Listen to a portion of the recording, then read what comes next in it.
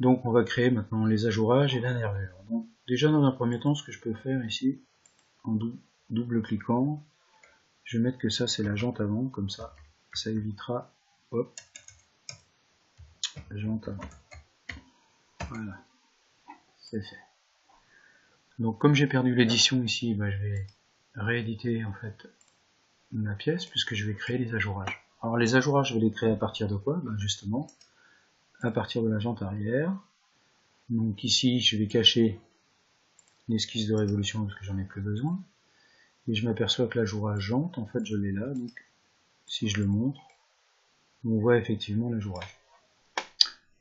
Donc, alors, déjà dans un premier temps, je vais cacher la jante arrière. Voilà. Et ce que je vais faire, en fait, je vais créer une esquisse à partir de cette surface-là. Voilà. Et ici maintenant, je vais pouvoir donc, à partir de l'ajourage ici, je sélectionne mon esquisse et donc je convertis. Et ensuite, je vais faire donc jusqu'à la prochaine surface, à la limite ça ira très très bien.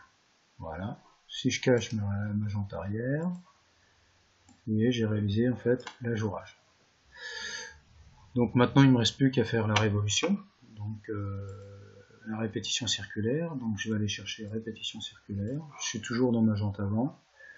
Je vais prendre le diamètre là, alors je vais chercher ça, voilà. Et ici la fonction répétée, c'est bien celle-là, voilà. Alors, ici je regarde, en fait je sais pas combien j'en ai, donc je suis en espacement constant, et puis ce que je vais faire, je vais montrer la jante pour savoir si je suis bon. Non, là je suis pas bon, donc 7 c'est pas bon, donc voilà, je sais qu'il m'en faut 8. Donc si je cache maintenant ma jante arrière, voilà, je retrouve bien donc le même profil sur la jante avant. Donc ça, c'est parfait. Donc il ne me reste plus qu'en fait la nervure. Donc on va tout de suite s'y attacher. Donc je remonte la jante avant. Je vais cacher la partie ajourage. Voilà.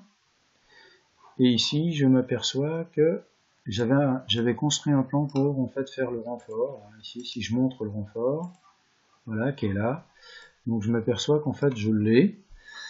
Donc tout simplement parce que je ne devais pas avoir un plan à ma disposition. Donc vous, à la limite, s'il n'y a pas besoin de plan, normalement, et s'il a été construit, il est construit dans la jante. Donc moi, ce que je vais faire, je vais éditer une esquisse à partir de ce plan-là, dans ma jante avant. D'ailleurs, je vois qu'elle est arrivée.